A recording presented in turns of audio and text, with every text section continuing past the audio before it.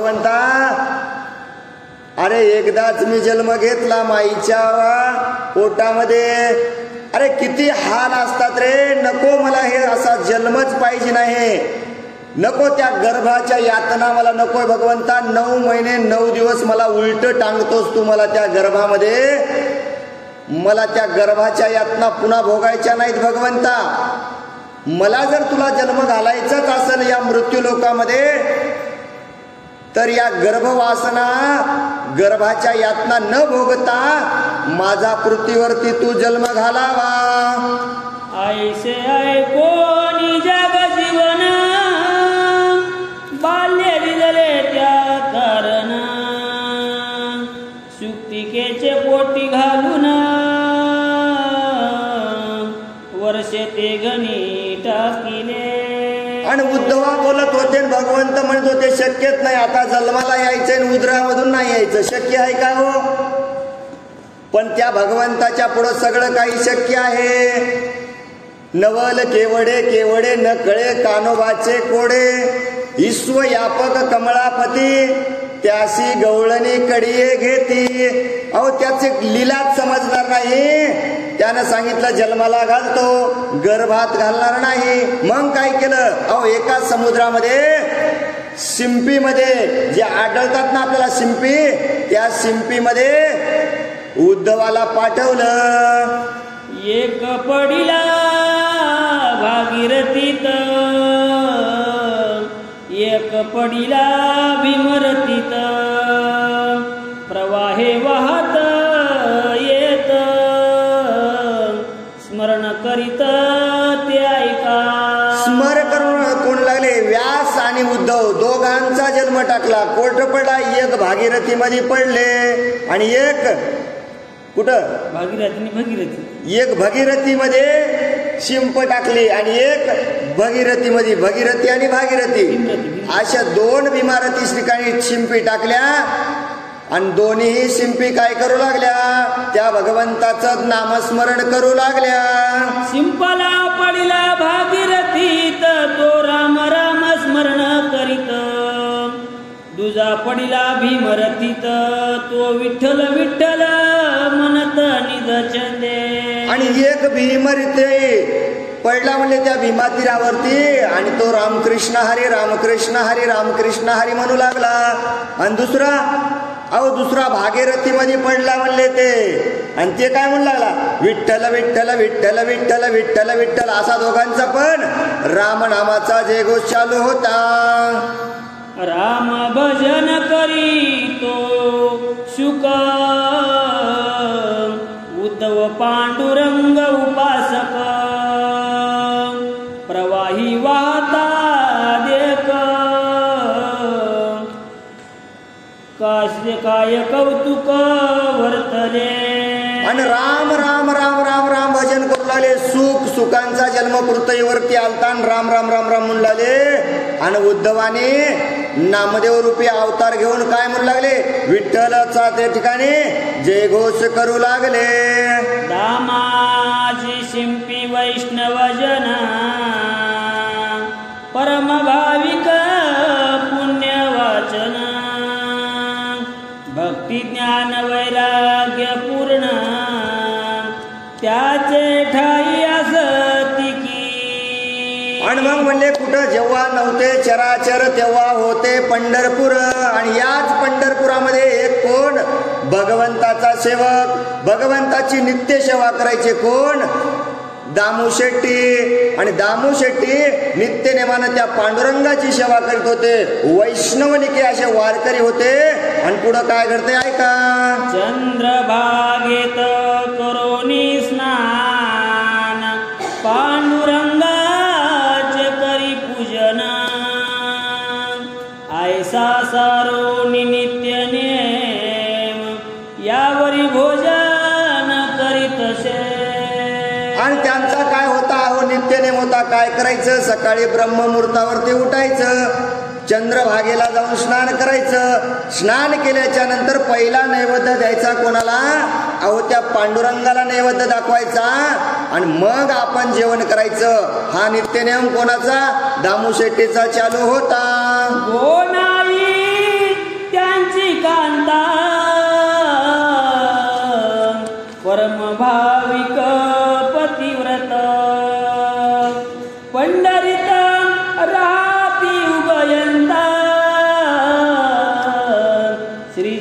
पंढरीनाथा आठवणी. आठवण सारखी त्या पंढरीनाथाची कोण? गोनाई माता, दामू शेट्टींची पत्नी आहोत. ती सुद्धा काय होते? सात्विक, सुधाचारी आणि भाविक असणारी पतिव्रता होती हो.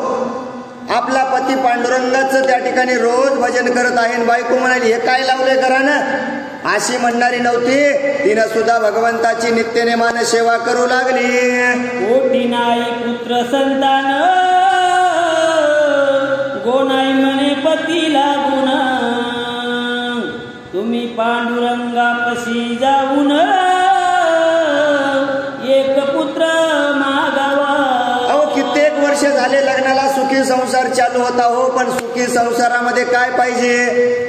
अहो उदरामध्ये बाळ आपल्याला जर संतान नसेल ना, संसारामध्ये सुख लागत नाही हो. किती धन असेल, संपत्ती असेल, माणसाला काहीच नको वाटतंय. काय असावं वाटतंय? कुठंतरी माझा एक वंशाचा दिवा वाढावा, माझ्या सुद्धा काय व्हावं, एक कुशीमध्ये बाळ असावं. म्हणून गोनाई माता म्हणायची हे बघा दामू शेट्टी मालक, अहो सगळे झालं हो, मी भगवंताची सेवा करते, पण तुम्हाला एक मागणं मागते. म्हणली काय करा? तुम्ही ज्याची नित्यनेमानं सेवा करत आहात ना, त्या पांडुरंगाची, त्या पांडुरंगाला एकदा आपलं घराणं मागा. काय घराणं मागा? हे भगवंत आम्हाला काहीच कमी नाही, मला काहीच नको. काय कर? एकदा मला संतान देव. दामू शेट्टी म्हणे तू अज्ञान, आपण वृद्ध दोघे जण, देव कोठोनी संतान, आपणा करणे देईल. दामू शेट्टी हसायला लागले. म्हणले गोनाई तुला काय कळतंय की नाही? म्हणले अरे आपलं आता काय राहिले? म्हणले आपण 60-65 वर्षाचे झालोत, म्हातारपण आलंय, आणि भगवंताला जर आपण पुत्र मागितला तर कोठून देईल? आणि हे काय मला शक्य वाटत नाही. खादले असता बीज, पेरिता सिद्ध नव्हे काज, देवी संतान मागता तुझ नाही लाज सर्वता.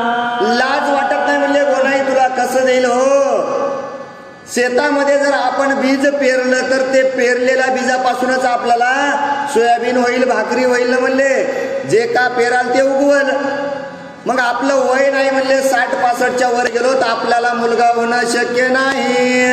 वर्षा ऋतू गेली सर्व न कैसा विचिता, वर्ष लगन देवी तू इच्छिशी पुत्र संतान, लजामणी न धरिता. म्हणजे तुला कळत नाही म्हणले, पावसाळा आलाच पाऊस पडतय, हिवाळ्यातही पडतय आणि उन्हाळ्यात ऊन पडतय. जर एकदा जर ऋतू निघून गेला पावसाळा, त्याच्यानंतर पाऊस येत नाही म्हणले, आणि मग आपलं वय निघून गेलंय, आता काही आपल्याला लेकरू होणार नाही. आंबियाच्या वृक्षाशी फळे न येती श्रावण मासी, देवी तू इच्छिशी संतानाशी, लाज मानसी न धरिता. लाज वाटत नाही म्हणले तुला? काय हो आंब्याला बहार केव्हा येईल म्हणले? श्रावण महिन्यात आंबे लागतात का? लागणारच नाही ना म्हणले. चैत्र महिन्यामध्येच आंब्याला बहार सुरू होतो आणि श्रावण महिन्यात बहार येत नाही म्हणले. आपलं वय निघून गेलं आहे. स्नेहसूत्र सरता जाण, दीपक सरसावी ज्ञान, देवी तू इच्छिशी संतान, लज्जा मनी न धरिता. कांता म्हणे प्राणनाथा, बुद्धी दोष मज ठेवित, परी सर्वा वरिष्ठ विश्वरी सत्ता, तुम्ही नेनते मज कळले. तुम्ही नेनते म्हणली गोनाई म्हणली बघा मालक, तुम्ही मला काही दोष द्यायचा आहे तर द्या हो, पण ज्याची जगावरती सत्ता आहे ना, देवाजीच्या आले म्हणा तेथे कोणाचे चाले ना. एकदा का म्हणली त्याच्या जर मनात आलं ना आपल्याला मुलगा द्यायचा आहे, नक्कीच तो दिल्याशिवाय राहणार नाही. राम अवतारी रघुनंदन, समुद्री तारिले पाषाण, आम्हा वरदा देता पुत्र संतान, संकट तयाशी कोणते. अहो काय संकट आहे म्हणली गोनाई म्हणली, तुम्ही मागान तो न देणार आहे असं आहे काय? त्याच्या लीला पारंपरात म्हणले मी पण ऐकलेले, आता तो काहीही करू शकतो. पाण्यावर दगड चरल का हो म्हणली? तरणार नाही. पण राम अवतारामध्ये म्हणली त्याने एवढा मोठा शेंदू बांधला, अहो सगळे दगड पाण्यावरती तरंगू लागले. अहो तो काही करू शकत आहे. दाम शेती म्हणे कांतीशी आता जाऊन राहुळाशी तू आईच्या धरली आहे तैशी मी देवासी सांगेन देवासी सांगेल. दामू शेट्टी सुद्धा म्हणले बायकोला आता बायकोचा हट्ट आहे हो, स्त्री हट्ट पूर्ण करावा लागतो. आणि कोण कोण पूर्ण केला? ऐकलं नाही ना बायकोचं. रामानं तर ऐकलं बायकोचं, म्हणला चोळी आणून द्यायची. राम निघाला आणि रावणानं बायकोचं ऐकलं का? मंडोदरी म्हणू लागली ना रावणा सीतेला सोडून दे, बायकोचं ऐकलं नाही. म्हणून दामू शेट्टी म्हणले बायकोचं ऐकावं लागतंय. तू सांगायली ते मी ऐकतो म्हणले आणि त्या भगवंताला हे जाऊन गारानं सांगतो. मग महाद्वाराशी जाऊन देवासी केले साष्टांग नमन मने कांताईची पुत्र संतान होई प्रसन्न श्रीहरी. आणि मग दामू शेट्टीनं मागायला सुरुवात केलं देवाचं. पहिले नमस्कारण केलं देवाला, नमस्कार करून मग मागणं सांगायला सुरुवात केली. कोणाचं सांगितलं? म्हणले का मला पुत्र पाहिजे? म्हणलेच नाही. म्हणले आम्हाला नाही काहीच मागायचं नाही, देवाला मागणं आम्हाला उचित नाहीये. कोणाला मागितलं? म्हणले देवा माझ्या बायकोची इच्छा आहे की माझ्या पोटी एक संतान व्हावं आणि तू तिची इच्छा पूर्ण करावी. ऐसे बोलो दिवचन निद्रा निन लागता क्षण स्वप्नी येवनी जग जीवन मने पुत्रदान तुझ दिले. बघा काय नवलय भगवंताचं हो. एवढं म्हणल्याबरोबर काय झालं? मंदिरामध्येच बसले दामू शेट्टी. सारखं त्या देवाचं नामस्मरण करायचं तिथं बसून. आणि नामस्मरण करत असताना झोप लागली. आणि झोप लागल्याच्या नंतर झोपेमध्ये स्वप्न पडलं आणि भगवंत साक्षात झोपेमध्ये स्वप्नात आले हो. आणि स्वप्नात येऊन भगवंतानं सांगितलं दामू शेट्टी तुम्ही जे गारानं घेऊन आलेत ना प्रत्येक भक्ताचं गारानं मी दूर करतो, तसंच तुमचं सुद्धा काय होईल? गारानं दूर होईल, तुम्हाला सुद्धा एक मुलगा होईल. जाशील करावया स्नान वाहत येईल पुत्र संतान सत्वर घेऊन येईते. आणि मग सांगितलं दामू शेट्टीला तुम्ही काय करता? नित्यनेमान ब्रह्ममुहूर्तावरतीच्या चंद्रभागेला स्नान करताना त्या ठिकाणी जेव्हा उद्याच्याला तुम्ही स्नान करायला जासाल ना तेव्हा एक पुत्र संतान वाहून येईल. कसं येईल? अहो त्या शिंपीमधून येईल आणि ते घेऊन तुम्ही घरला जायचं आहे.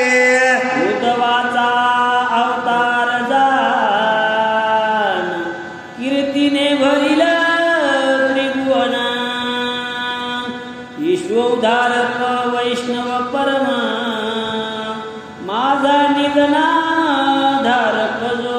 आणि उद्धवाचा अवतार आहे म्हणले. आणि कसा पुत्र भेटणार आहे? पुत्र व्हावा ऐसा गुंडा आणि त्याचा तिन्ही लोकी झेंडा असा गुणवंत पुत्र तुम्हाला भेटणार आहे. तो कोणाचा? उद्धवाचा अवतार आहे.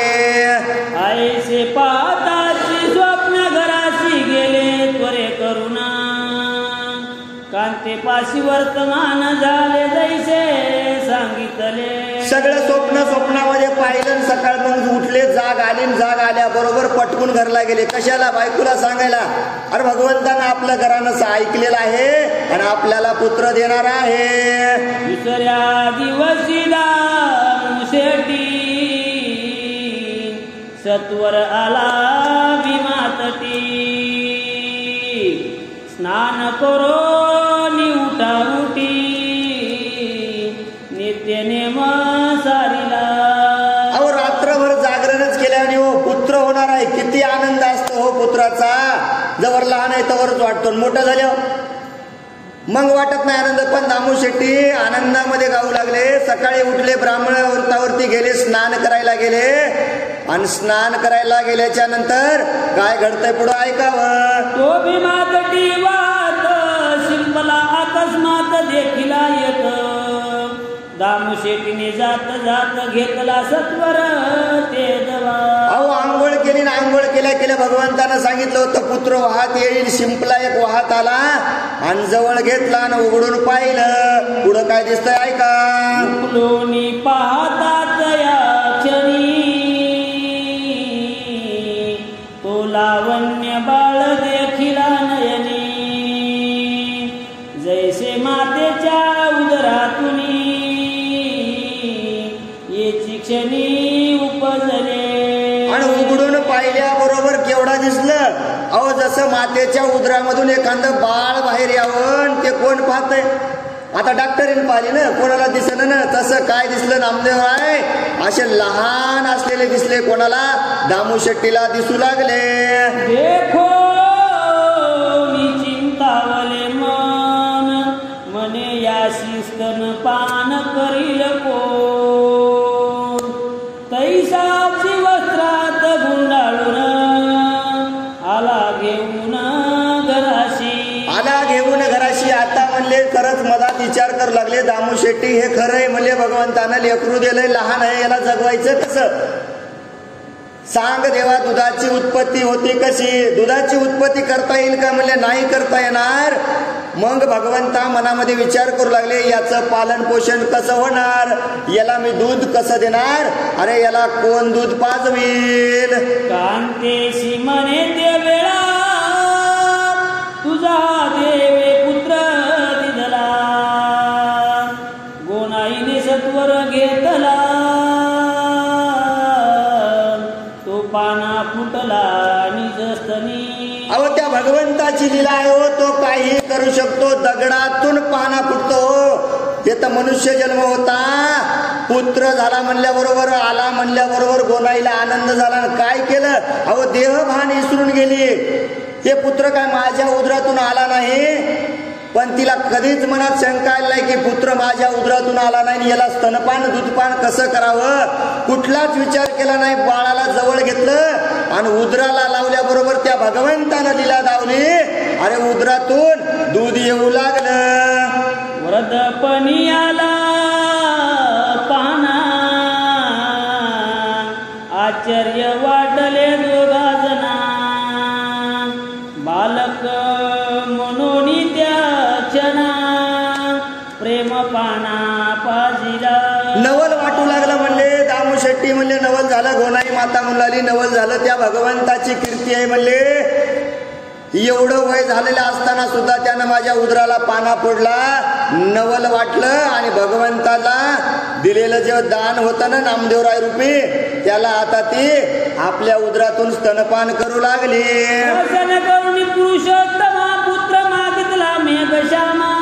म्हणून नाम ठेविले नामा उद्धव अद्भुत प्रेमा तयावरी. आणि भगवंताला पुत्र मागितला होता म्हणून काय केलं. दामू शेट्टे म्हणले आता त्या देवाचंच नाव ठेवत कोण. नामदेव असं नाव ठेवण्यात आलं. दिवसे दिवस थोर झाला तो काय वर्तले ते वेळा. दामू शेट्टी हटाशी गेला नामा पाठविला देवळाशी. आणि मग नित्यनेम होता कोणाचा. दामू शेट्टीचा. रोज भगवंताला नैवेद्य दाखवायचा आणि मगच आपण जेवण करायचं. पण एके दिवशी काहीतरी प्रसंग आला. कुठंतरी दामू शेट्टीला बाहेर जाण्याची वेळ आली. बाजाराला निघाले गेले आणि सांगितलं बघा नामदेवा आज तुला काय करायचं आहे. विठ्ठला पुढे जाऊन नैवेद्य दाखवायचा आहे. पुढं काय करतंय ऐका.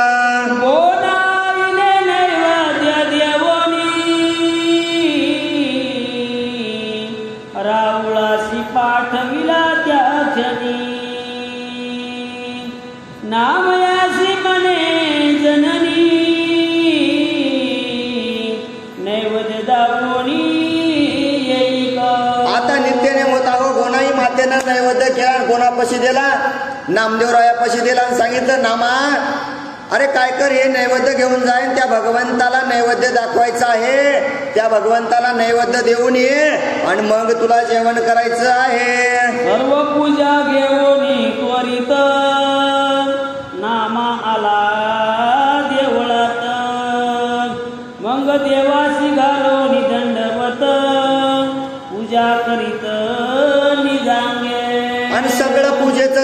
घेतलं नामदेवरायाने आणि देवळात आले, भगवंताला नामस्मरण केलं, पूजा पाठ केला आणि भगवंता पुढं नैवेद्य ठेवला.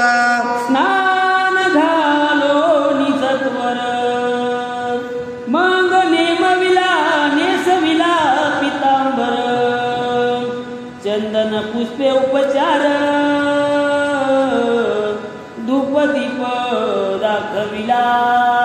आणि कसा केला म्हणले बघा, देवाची पूजा काय केली म्हणले, पहिल्यांदा देवाला आंघोळ घातली म्हणले आणि मग चंदन लावलं, सगळं लावलं, वस्त्र अलंकार घातले आणि मग देवापुढं धूप बत्ती लावून पूजा अर्चा करू लागले. नैवेद्याचे ताट आणून पुढे ठेविले नामयाने हात जोडून देवाशी म्हणे आता भोजन करावे. आणि सगळं केलं म्हणले, पूजा झाली, सगळं झालं, ताट वाढलं म्हणले आता घ्या की म्हणले भगवंता, वदनी कवल घेता नाम घ्या श्रीहरीचे आणि सहज हवन होते नाम घेता फुकाचे, अशी आज्ञा दिली म्हणले भगवंता. आता सगळं झालं म्हणले ना, काय करा, लवकर जेवून घ्यावं. नामयाच्या चित्त्याची भाव नित्य नैवद भक्षी देव चित्ती नाठवे संदेह हाची भाव तयाचा. आणि मनामध्ये भाव होता, माझे वडील रोज जातात दामू शेट्टी भगवंताला नैवेद्य खाऊ घालतात आणि हीच मनामध्ये भाव धरून काय नामदेवराय म्हणले, देवा लवकर आवरण, मला सुद्धा वेळ नाही, लवकर जायचं आहे. म्हणे जय जय कृपावंता उशीर झाला पूजे करिता म्हणून या पंढरीनाथ राग चित्ता आला का. अरे म्हणले भगवंता अनादिनाथा, तू सगळ्यांचा दीनदयाळ आहेस भगवंता, मला क्षमा कर. अरे पूजा करायला उशीर झाला, वडील गावाला गेल्यामुळं आणि म्हणून तुला राग आला की काय, म्हणून तू जेवण करत नाहीस काय भगवंता. दामू शेटी तुझा निज भक्त हटाशी गेला आज त्वरित नैवद दाखवावया येत मजला निश्चित पाठविले. आणि म्हणले भगवंता मी काय मनानं आलो नाही, अरे माझे दामू शेट्टी वडिलाला कुठंतरी बाजारला जायचं अर्जंट काम आलं म्हणून त्यांनी आपली नित्यनेम मोडला नाही. मला सांगितलं नामदेवा तू नैवेद्य दाखव आणि म्हणून मी नैवेद्य घेऊन आलो. तू नैवेद्य जेविशीन आता तरी मजवरी कोपेल माता काय अन्याय जगन्नाथा न जेविशी आता म्हणून. अरे भगवंता म्हणले तू जर हे जेवण नाही केलं ना माझी माता रागावल रे म्हणले माझ्यावर. काय अनाथ काय झाले भगवंता मला सांग ना, हे अनाथ आहे की काय, आणि तू जेवण नाही केल्यावर माझे आई वडील रागावतील ना, माझं काही चुकतंय की काय. नामदेवराय विचारू लागले. पाषाण मूर्ती जेविल कैशी हा विकल्प नाही निज मानसी नामा स्पुंदू स्पुंदू कुसा बुकशी म्हणे ऋषिकेशी जेविल. अरे जेवणारे भगवंता म्हणले काय झालं, अहो मनात विचार नव्हता ना, ही मूर्ती दगडाची आहे, दगड नव्हता पाहितला, काय दिसू लागला, साक्षात भगवंत दिसू लागला आणि म्हणू लागला देवा जेवणारे, तू नाही जेवला तर माझी आई मारील रे, देवा जेव. हे कोणी नाम्याचा शुद्ध भाव प्रसन्न झाला देवादिदेव नाम्याशी समजावून केशव आलिंगन देत असे. आलिंगन दिलं हो भक्ताना. देव काय भाकरीचा भुकेला होता का, देव भाव भक्तीचा भुकेला. नामदेवरायाचा भाव बघितला देवाच्या सुद्धा डोळ्यातून पाणी वाहू लागलं. म्हणले असा भक्त चौयुगाचा भक्त नामा उभा कीर्तनी आणि पाठीमागे डोळे झाकून उभी ती जणी. भगवंत सुद्धा अहो मूर्तीमधून प्रगट झाले आणि साक्षात नामदेवरायाला दर्शन दिलं. नाम्याने नैवेद्य आणला तो प्रीतीने देव जेविला हरी म्हणे नाम याला ही झनी आणि भगवंत म्हणले नामदेवराया तुम्ही आणलेला नैवेद्य मी खाईल म्हणले, पण एक काम करा, मी जेवलो हे तुम्ही कोणाला सांगू नका, असं भगवंत बोलू लागले. नमस्कार करोनी देवाशी, नामा आला निज ग्रासी, माता मने तयाशी, नैवेद्य कोणाशी दिदला. आणि मग काय झालं, नामदेवराय काय नमस्कार केला देवाला आणि ताट घेतलं निघाले. घरी गेल्याच्या नंतर माईनं पाहिलं ताट तरी काम आहे. म्हणले नामदेवा अरे नैवेद्य कोणाला दिलास मला आधी सांग बर. नामा मने वदननी नैवेद्य देवीला चक्रपाणी, तो दामू शेट्टी दुसऱ्या दिनी बाजाराहुनी पातला. आणि मग नामदेवरायानं घडलेली हकीकत सांगितली. माता म्हणले मी काय केलं नाही, तुम्ही सांगितलं नैवेद्य भगवंताला नेऊन द्यायचं आहे. मी त्या पांडुरंग परमात्म्याला काय केलं, नैवेद्य चारला आणि घरला आलो. पुढं काय घडतं ऐका. कांतेशी जरा शिटी मारायला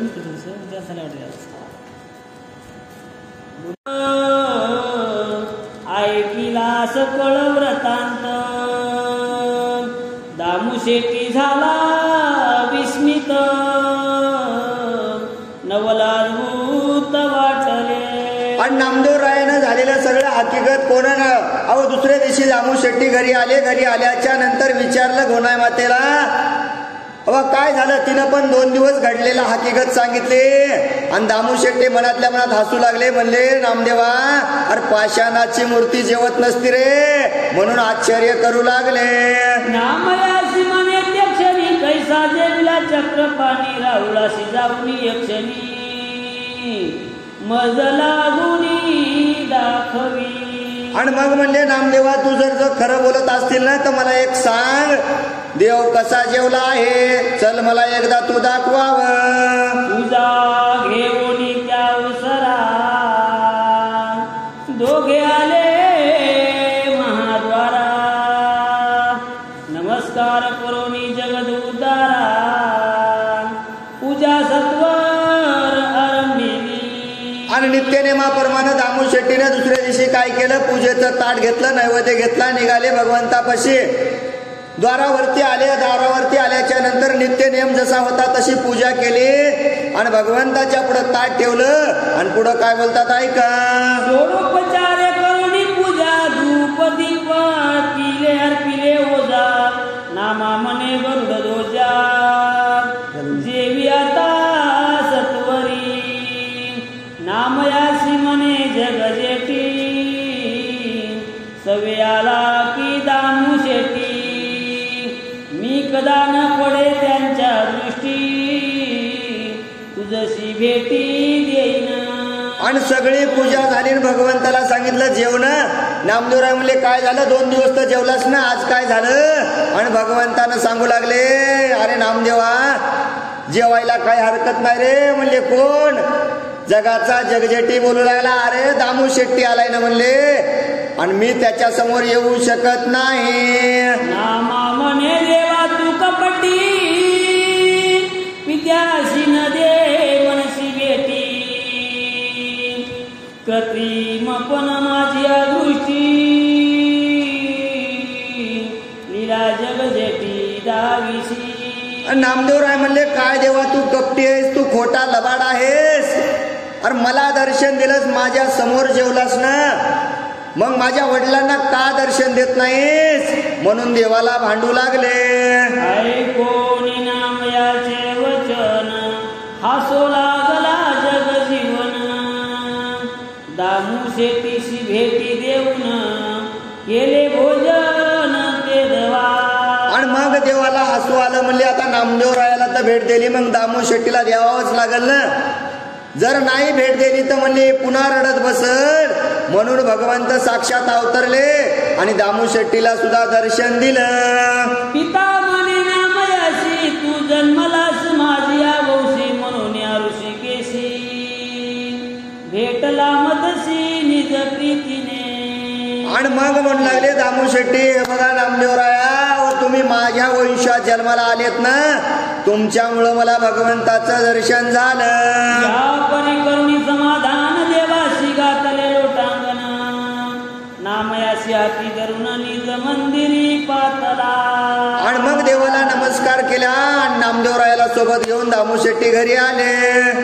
कांतेशी सांगितला व्रतांत सत्य जेविला पंढरीनाथ. नाम्याशी म्हणून यात असे निज भक्त देवाचा. असे निज भक्त देवाचा. दामू शेट्टी म्हणू लागले गोनाई ऐक, गोनाई ऐक, गोनाई ऐक. आपला नामदेव काय कमी नाही मध्ये, हे काय कमी नाही म्हणले. याच्या काय झाले, साक्षात देव जेवलाय, साक्षात देव. फिरविले देऊळ जगा माझी ख्याती आणि नामदेवा हाती दूध प्याला. गोनाई माते म्हणले अरे नामदेवाच्या हाताने खरंच देव जेवलाय असं सांगू लागले. गोनाई म्हणे ते वेळा तू आयो निसंभ उपजला. देवे कृपा करुणी तुम्हाला पुत्र म्हणून दिदला. आणि मग गोनाई माता म्हणाली खरंच म्हणले त्या देवाचा आशीर्वाद आहे आणि त्यानं स्वतःचा अवतार घेतलाय. काय म्हणले तुम्हाला पुत्र म्हणून त्यांनाच दिलाय ना, मग तुम्हाला नाही तर कोणाला भेटल. ऐसे समाधान करून चित्ती नामयावरी धरली प्रीती. सोयरीक पाहुणा निश्चिती लग्न केले तयाचे. आणि मग आता नामदेवराय हळूहळू हळूहळू वाढत राहू लागले. आणि मग गोनाई माता म्हणली मला काय करा आता, मग काय वय आहे का म्हणली, माझ्या डोळ्यात एकच सुना ना, जाईल ना मी. आणि म्हणून काय केलं, दामू शेट्टीने सुद्धा एक चांगली वधू पाहिली आणि कोणाचं, नामदेवरायाचं लग्न झालं. नामा थोर होताची जाण पुत्र झाला तया कारण. बारशासाठी जग जीवन आहेर घेऊन पयाली.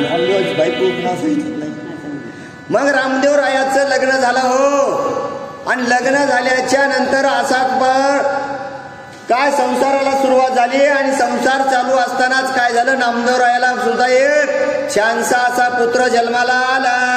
गोनाई पुषे देवाशी पुत्र झाला. नामयाशी त्याचे नाव ऋषिकेशी. काय ठेवू सांग पा. आणि आता गोनाई मातेला काय झालं, नातू झालाय ना, नातू. भगवंताला म्हणली देवा पुत्र झालाय नामदेवाला आणि तूच सांग त्याचं नाव काय ठेवू.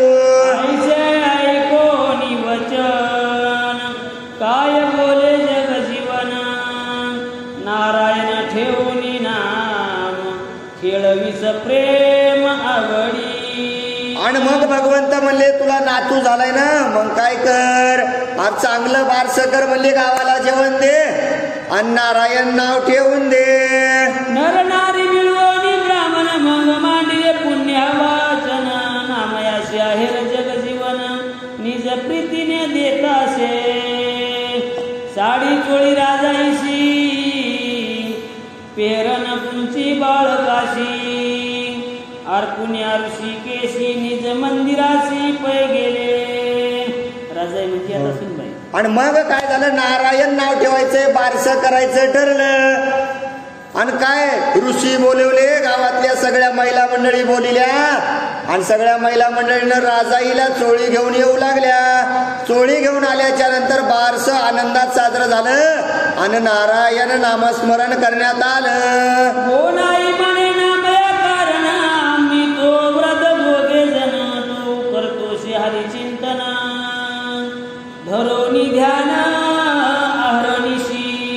आणि मग गोनाई माता म्हणाली आम्ही दोघं तर म्हातारे झालो तर तू लेकरावर बायकोवर लक्ष नाही आणि तू काय करायलास, अरे सारखं त्या भगवंताचं चिंतन करत आहेस. नामी रूपी जडले चित्त देहावरी नससी क्षण मात्र. हृदयी धरिलासी पंढरीनाथ त्याने अंत पुरविला. आणि म्हणले काय गरज आहे, म्हणले नामदेवा एवढं त्या भगवंतामध्ये गेला, तुम्ही देहभान विसरून गेलात. माझी मज झाली अनावर वाचा. अहो काहीच कळत नाही तुम्हाला आणि सारखं त्या देवाचं नाव घेतल्यानं सारलं होणार नाही. संसारी लागत से सर्व काही. एक पुत्र तू झालासी विजयी.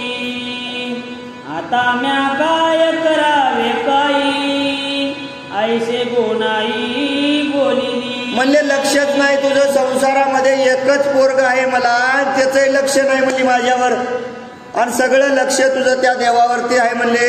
गोनाई माता म्हणाली आता मी मराई टेकले, मी काय करू देवा. अनेक वैष्णव बहु आहे ती, ते प्रपंच परमार्थ चालविती, त्याही विरहित तुझी स्थिती, ऐसे मज परती वाटते. आणि म्हणले काहीच कळना तुला, म्हणले उठलं की पारावर, उठलं की पारावर. गावात काय दुसरे महाराज नाहीत काय म्हणले, त्याची भक्ती बघ. जातात म्हणले देवाचं चिंतन करतात, हरिकीर्तन करतात, घरला जातात, आपल्या संसार बघतात, आणि तूच एवढी काय देवावरती भक्ती आहे म्हणले. रात्रंदिवस त्या मंदिरातच, मला काही तू कळना झालंय. ऐसे बोलता निज माया,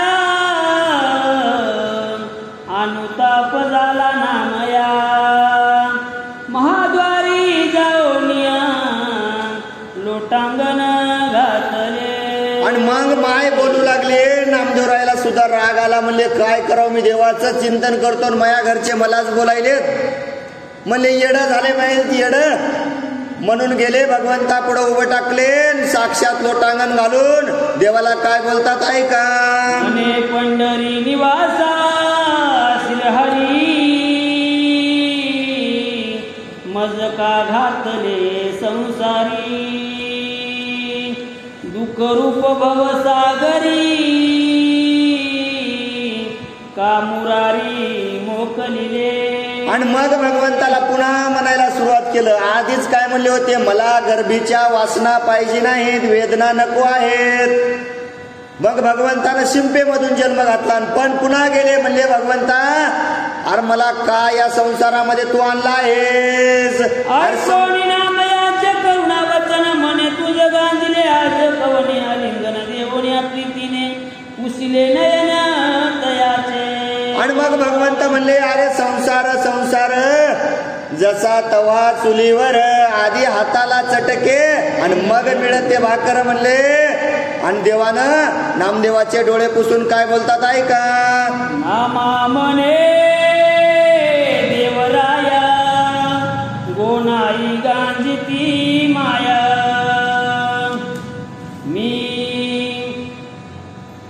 मी आठवितो तुझी आपाया, करी तू छाया कृपेची. आणि नामदेवराय म्हणले माझं कोणी नाही म्हणले, गोनाई माता तर मयावर मयाच करीन म्हणले. घरी गेले की सारखं कर कर कर कर कर करायली म्हणले. देवा आता माझा तूच माय बाप आहेस, तूच मला सांभाळावं. देव म्हणे ना मयाशी, तू आजावे मजपाशी, मग माया मोह तुझशी, कदा काळी स्पर्शेना. आणि मग देवानं सांगितलं नामदेवराय म्हणले तुम्ही काही चिंता करू नको, तू मायापाशी राहाय. राहिल्याच्या नंतर तुला मोह माया, माझी बायको, लेकर, माय बाप, धन संपदा काहीच आठव येणार नाही. सूर्य आणि तयाची किरणे भिन्न न होती वेगळेपणे, तैसा तुझा माझा प्राण एकत्र जाण नामया. दीप आणि प्रकाश ज्योती एकत्र असता भिन्न दिसती, तैशी तुझी माझी प्रीती असे निश्चिती नामया. गोडी आणि साखर नये निवडिता साचार, देवी माझा तुझा विचार अभित्रपणे नामया. रत्न आणि दयाची ज्योती अविनाशता भिन्न म्हणती, तैशी तुझी माझी प्रीती जानली चित्ती नामया. या मुले ऐसे मुक्ता फळ वेगळा म्हणती त्याचा आढाळ, तैसाची तू भक्त प्रेमळा भिन्न म्हणती नामया. की तीर्थ आणि गंगा जळ वेगळे नव्हेची सर्व काळ, तैसा भिन्न तू गण निळ तुझशी केवळ नामया. ईश्वर आणि अलंकार वेगळे नव्हेची साचार, तैसा तुझा माझा विचार अभिन्नपणे नामया. नाद निघाला घंटेतून, तो तया ठावीत झाला लीन, देवी माझ्या ठाई मिळून द्वैत खंडन करावे. आणि मग देवानं सांगितलं नामदेवराय तुम्ही मी वेगळे नाहीत, अहो सूर्य दिसतंय, सूर्याचं किरण पृथ्वीवरती पडतंय, सूर्य आणि किरण अलग दिसते पण एकच आहेत. दिवा लावल्याच्या नंतर दिवा आणि वरील निघालेली ज्योत वेगळी दिसते, आपण दोघं एकच आहेत. घातलेला अलंकार आणि सोनं आपल्याला जरी अलग दिसत असलं तरी आपण एकच आहेत असं कोण भगवंत नामदेवाला समजूत घालू लागले. नामा म्हणे ऋषिकेशी हे ज्ञान मजला काय सांगसी, तुझे नामा सता वाचेशी संसार दुखाशी कोण गणी. आणि मग नामदेवराय म्हणले हे मला ज्ञान सांगायची गरज नाही ना भगवंता, आणि माझ्या जीवनामध्ये दुःखच नाही ना. जेव्हा तुझं नाव माझ्या मुखावरती असल्याच्या नंतर मला कुठलंच दुःख नाही. हृदय बिंबले तुझे रूप कोठे राहील भवताप, तू संसारी असता माय बाप नये संताप दृष्टीशी. तू देव मी भक्त जाण मुखी करीन तुझे कीर्तन, जन्मोजन्मी हेची मागणे प्रेमदान मज देई. मोक्ष सुख तू थोर सांगसी, ते नये माझ्या चिताशी वचन ऐकून आईशी ऋषिकेशी हसिनले. आणि मग रामदेवराय म्हणले काहीच नको ना देवा, मी काय आलो या पृथ्वीवरती मृत्यू लोकांमध्ये आलं ना, अरे निरंतर काय करेल तुझं नामस्मरण कीर्तन करील ना देवा, मला कुठलाच काही नको. आणि मग भगवंताला हसू आलं. रुक्मिणी समने जग जीवन,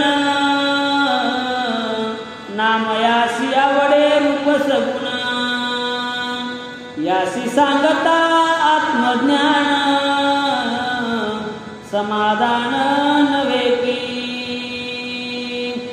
आईसे म्हणून ऋषिकेशी नामा धरिला हृदयाशी, आलिंगन देऊनी तयाशी मग पोटाशी धरिलेला. नामयाशी म्हणे वैकुंठवासी, तुझ्या घरचे नांदणूक कैसी, ते सांगावी मज पासी लज्जा मानसी न धरिता. आणि मग देव म्हणले नामदेवराया कुठलीच काळजी करू नका. रुक्मिणी मातेला म्हणले बघ किती भक्त माझा जवळचा आहे, आणि जवळ घेतलं नामदेवरायाला आलिंगन दिलं. म्हणले देवा नामदेवा आता काय कर, अरे तुला घरी काय काय त्रास होतय, किती सासुरवास होतय ना, मला तू एकदा सांग बर. कोणी नामा बोले वचन तुझ्या प्रसादे कायवणे, तुमचे घर वैकुंठ भुवन आमासी मोडके खोपटे. आणि मग नामदेवराय म्हणले देवा तुमचं एवढं मोठं घर आहे म्हणले, आमचं खोपडं आहे म्हणले, आणि आमच्या संसाराच्या व्यथा तुला काय सांगाव्या. अष्टसिद्धी तुझ्या दासी आमच्या घरी वसती घुसी, दिव्यांबर तू नेससी आमच्या मुलासी वस्त्र नाही. आणि म्हणले काय देवा तुला काय कमी आहे म्हणले, हिरे माणिक मोत्याचं घर आहे म्हणले, मया घरात बघ घुशी आहेत म्हणले, घुशी काहीच नाही म्हणले. आणि तू काय साधं नेसतोस का म्हणले, सोहळं पितांबर नेसतोस, आणि आमच्या लेकरायला म्हणले फाटक्या लुंग्या आहेत देवा. तू क्षीरसागरी शेष शयना, आमासी न मिळे तृणासना, तुमासी थाळे कनक वर्ण आमासी पान जेवावया. आणि म्हणले देवा तुम्ही काय कमी आहेत काय, क्षीर सागरावरती शेष नागावरती तुम्ही विराजमान आहात, किती मखमली गादी आहे म्हणले देवा. आणि आम्हाला अरे देवा खाली झोपतो रे म्हणले, माझ्यापाशी काहीच नाही, पंचपक्वानाचं जेवण आहे म्हणले देवा तुला, आणि मला काहीच नाही, केळीचं पानावर मी जेवण करतो. माघरी रोपेश्वर नामच्या विश्रांती तुझे नाम जाणायसे ऐकून या वचन. मधुसूदन हसले इकडे नामयाची कांता, आपल्या घरी करिता चिंता, सासूशी मने मज भोवता, स्फटिक निर्मिला होता की. आणि मग हे सगळं नामदेवराय तिथंच राहू लागले, भगवंता संगच बोलणं करू लागले. इकडं कोणाला राजाई मातेला चिंता वाटू लागले, मालक येईनच सासूला आपली आता कळवळा विनंती करू लागली. वस्त्र फाटके अति जीर्ण भक्षावयाशी न मिळे अन्न दरिद्र भोगावया कारण तुमच्या सदनाशी मी आले. आणि मग राजाई म्हणू लागली मी काय पाप केलं तर काय म्हणली पूर्वीचं काय मग पाप होतं की काय हो नाही माते. अरे काहीच नाही म्हणले लिहाला वस्त्र चांगलं नाही खायला कणभर अन्न नाही आणि हे सगळं भोगायसाठी मी तुमच्या घरी आले की काय. सेवा भक्ती करिता करीतो ज्याची तेनेची पाठ घेतली आमुची संसाराशी वयाची वाट कैशी दिसेना. आणि काय केलंय म्हणले सासूबाई काय सांगू म्हणले तुम्हाला ज्याची सेवा केली त्या पांडुरंग परमात्म्याची सेवा केली माझ्या पतीनं आणि त्यानंच मला संसार मोडलाय म्हणले माझ्या मालकाला घरला येऊ देत नाही. ऐशी नामयाची कांता घरी करीत असता चिंता करुणा आली पंढरी नाता अनाथ नाता त्यावेळी. अहो तो जगाचा मालक आहे त्याला जग चालवायचंय हो. मनामध्ये चिंता केली आपल्या मनात बोललेलं देवाला कळतं तुझं सांगल्या काय गरज आहे. आणि म्हणून भगवंताला चिंता वाटली आणि नामदेवरायाच्या बायकोचं घरानं ऐकलं. नाम यासी न कळता जग जेठी वाणी झाला केशव शेटी निज भक्ताची प्रीती मोठी पावे संकटी लवलाय. आणि मग देवानं काय केलं अहो नामदेवरायाला सुद्धा कळू दिलं नाही. आणि कोणाचा अवतार घेतला अहो वेश घेतला हो केशव शेट्टी सावकाराचा आणि घेऊन नामदेवरायाच्या घराकडे निघाले. सुवर्ण होण्याची बरो निघोनी गरुडासी म्हणे चक्रपाणी वर्ष रूप तू धरोनी चाल सदनी नामयाच्या. आणि एकटे नाही गेले गरुडाला सुद्धा घेतलं. संघ काय भरलं होतं अहो सोनं घेतलं होतं सुवर्ण आणि कोणाला द्यायचं होतं नामदेवरायाच्या घरी नेऊन देण्यासाठी निघाले. द्रव्य घेऊन या ऋषिकेशी वर्तमान पुसे लोकाशी मार्ग नामयाच्या मंदिराशी कोणता मज सांगावा.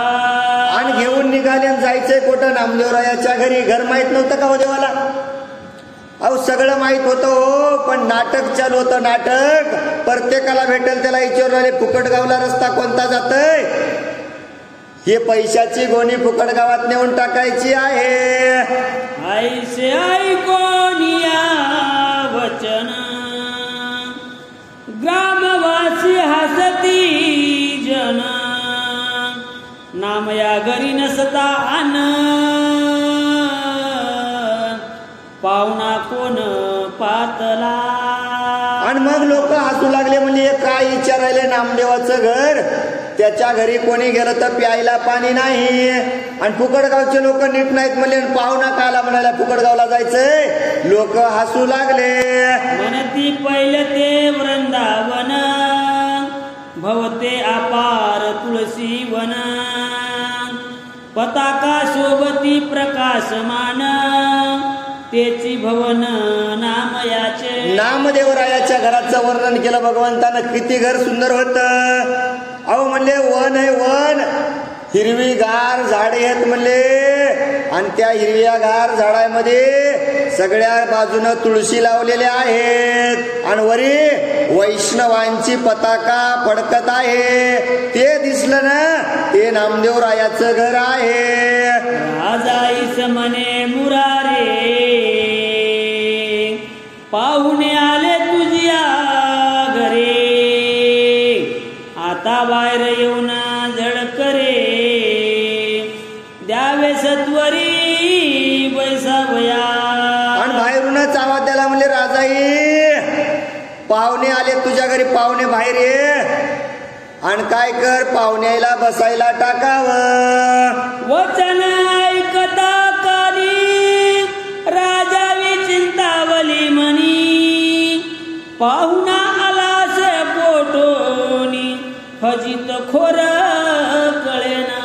काहीच कळेना म्हणली. राजाई म्हणली काय आला असल, पाहुणा कोठून आला असल, बसायला टाकायला सुद्धा घरात नाही. आणि आता तर माझी फजिती झाली, मनामध्ये विचार करू लागली आणि पाहुण्याला विचारू लागली तुम्ही कोण आहात.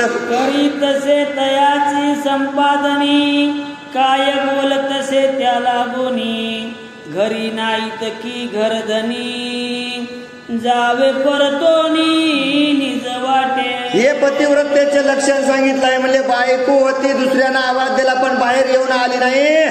म्हणली माझे मालक घरी नाहीत, म्हणून काय करा, आले तसे तुम्ही वापस जावं. घरी मिळाल्या शेजारीनी, त्यांच्या जवळी सांगे घरानी, जीव घेतला पाहुण्यानी, काय साजणी करावे. अहो काय करावं म्हणले, घरानं सांगू लागले. शेजाऱ्या पाजाऱ्या बायाला म्हणलेली काहीच नाही घरात. म्हणली एक एक पाहुणा याला जीव गेलाय. म्हणली मग जीव खाला काही नाही घरीच, आणि हे पाहुणे कशाला येत असतील. ऐका बाई नवल परी, अखंड साधू येती घरी, टाळविना घेऊन करी, प्रेम भरे नाचती. आणि काय करू लागले म्हणली, एक एक गेलं की एक याले, एक गेलं की एक याले. काय करायले, अहो टाळ इना घेऊन घरी यायलेत आणि सारखं घरी त्या देवाचं नामस्मरण करीत राहिले. सांडो नीलजा मान लौकिक, सांडोनी भेदा भेद देख, हृदय धरोनी यदुनायक, नाचती देख निज छंदे.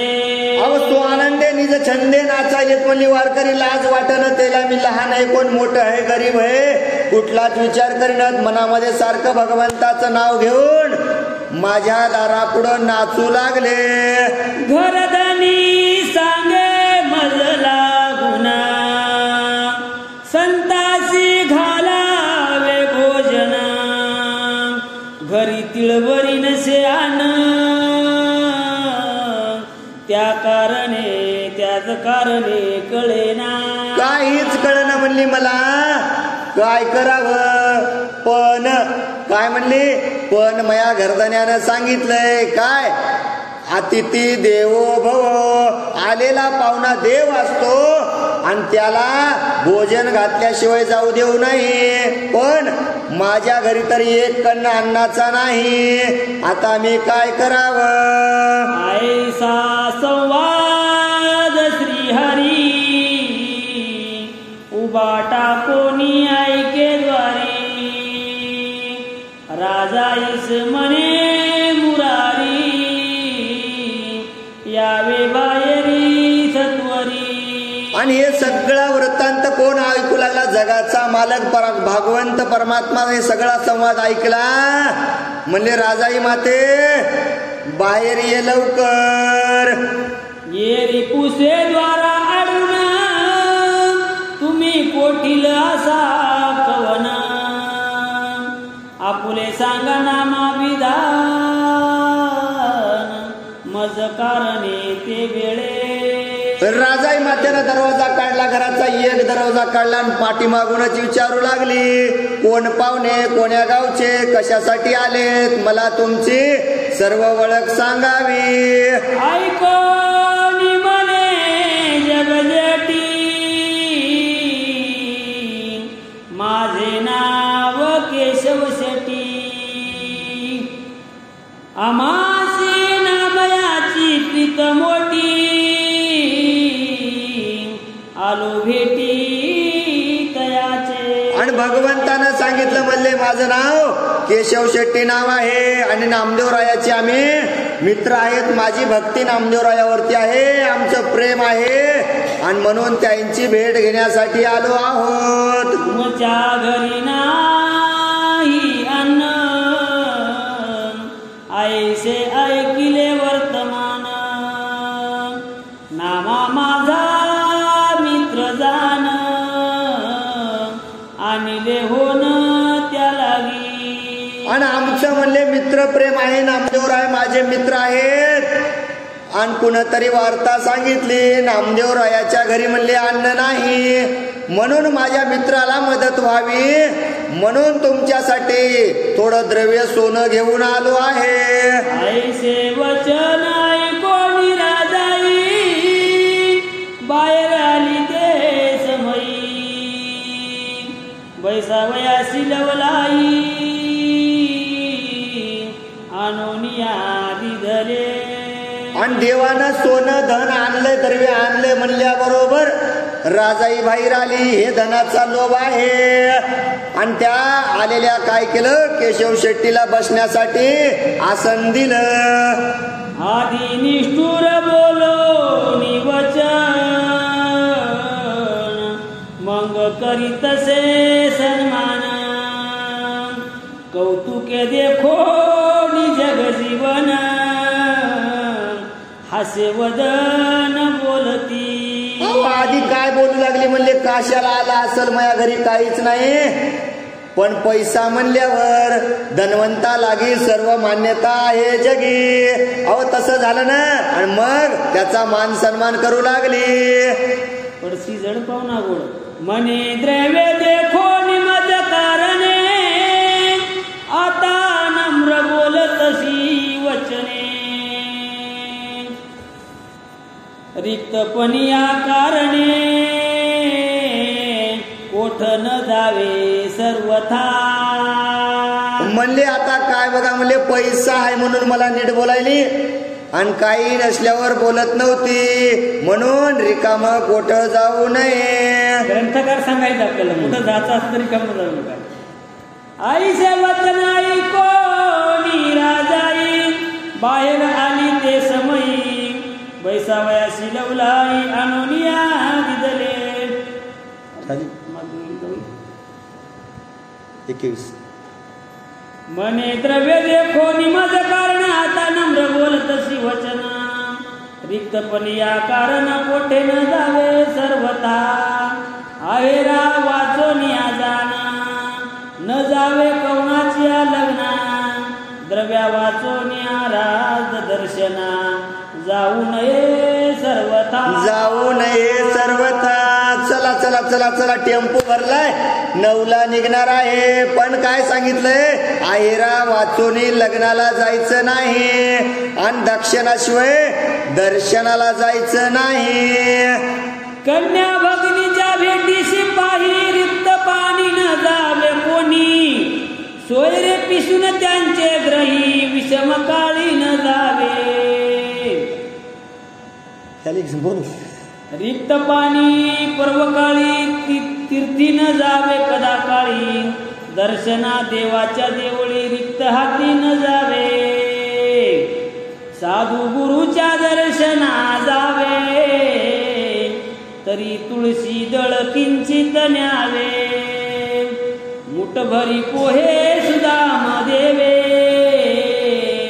आणले भावे मज लागी भावे आणले म्हणले. रिक्तपणानं कुठं जायचं नाही, लेकीच्या घरला जायचंय.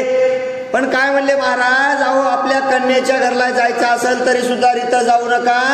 जे काही आपल्याला देता येईल ते घेऊन जावं. गंगेला आंघोळ केली काय ना भगवंताला दर्शनाला गेले काय, तुम्ही रिक्त जायचं नाही. सुदाम्याकडे काही नव्हतं म्हणले, भगवंताला भेटण्यासाठी रिकामा आला का, नाही आला, पोहे घेऊन आला. म्हणून आपण सुद्धा कुठं रित जायचं नाही. तैसाची व्रते जाण निरपेक्ष माझे भजन नामायक करीतसे. ऐसे म्हणून या ऋषिकेशी काय बोलती राजाईशी आता माझे नामयासी झनी न छळी सर्वथा. आणि मग म्हणले काय नामदेवराय काय रिकामा नाही म्हणले.